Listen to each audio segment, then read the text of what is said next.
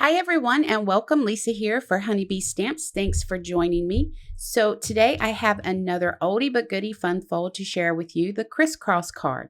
This card is super easy and it may be the perfect card to show off those gorgeous Honeybee Stamps pattern papers we always love to collect. So to get started, I have two pieces of 4 1/4 by 11 inch 100-pound Neenah Avalanche white cardstock and a scoreboard. I'm going to score the cardstock on the 11-inch side on the 5.5-inch score line. It's just like you're creating a card base. We're going to score both pieces of this on the 5.5-inch score line. We're going to take these to the paper trimmer and we're going to cut both pieces on an angle by lining the score line and the bottom right point along the edge of the trimmer. Now I'm going to put a little tick mark here. Hopefully you guys will be able to see where I'm lining this up a little bit better.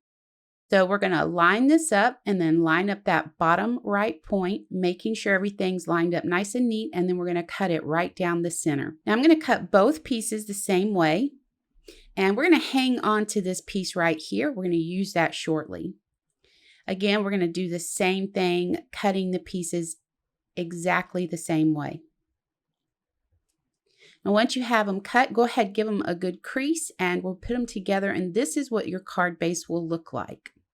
So I'm going to use my Honeybee glue and put these together. We're going to add glue to this back piece here and then stack these on top of each other, making sure that they're lined up nice and neat, and then give a good press down, and we've just created our Criss Cross card base. So easy. Here's the piece I said hang on to. Now I'm using this as a template to cut my pattern paper for the front of the card. I simply lay this down on my pattern paper, leaving about 1/8 of an inch overhang, add 2 tick marks so I know exactly where to trim it. We're going to take it to the paper trimmer, line those tick marks up, and cut right down the center. We're going to take this piece of pattern paper now, flip it upside down onto our next piece of pattern paper that we're using, and add tick marks. Take that piece to the paper trimmer and cut it the same way, lining those tick marks up. Now we have both pieces and we know they're the exact same size. So for the pattern paper inside the card, we're going to trim that to 4 1/8 of an inch by 5 3/8 of an inch. We're going to use our Honeybee glue to add all the pieces to our card. So easy to create this card. I absolutely had a blast with it. I've made several of these to share with you. And there's so many different things that you can do with this. I even created one that will hold a gift card. So you can just create a pocket on the inside there and add a little gift card in. So here are my samples. Now I did do some stamping and coloring with some favorite images, and this part is completely up to you. Whatever you want to use, then just stamp and color your images.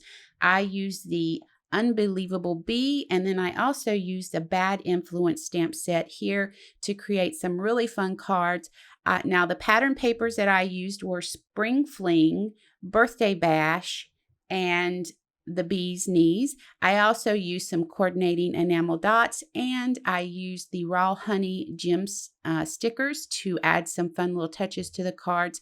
And that's going to bring us to the end of this video. I hope you enjoyed joining me. I hope you'll click that subscribe button and ring the bell to be notified of new content to the channel. Now, for more information about the products used, head over to the Honeybee Stamps website. And until next week, take care and keep crafting.